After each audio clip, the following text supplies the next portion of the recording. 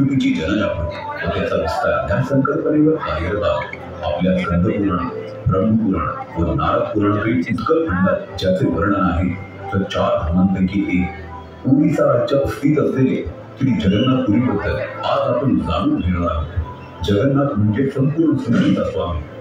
तर चला हीच कथा ऐकूया स्वतः जगन्नाथाच्या आवाजात.